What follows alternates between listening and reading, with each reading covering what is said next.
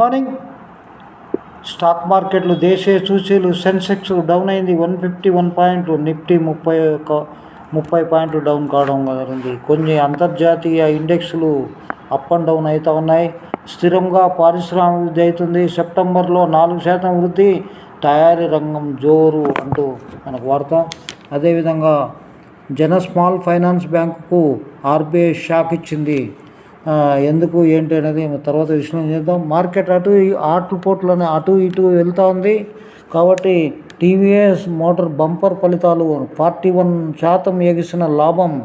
అదేవిధంగా ఏడాది పాటు చాట్ జీపీటీ గో ఉచితం అంటూ మనకు ఒక వార్త. కాబట్టి ఒడిదుడుకులు ఉండడం సహజం. కాబట్టి మార్కెట్లో స్థిరమైన పెట్టుబడులు పెట్టుకుంటూ లాంగ్ టర్మ్కు వెళ్తూ ఉంటే మనకు లాభాలు రావడానికి, డివిడెండ్ రావడానికి అవకాశం ఉంటుంది కదా. ఆ విధంగా అడుగులేయాలని కోరుతున్నాను. Thank you.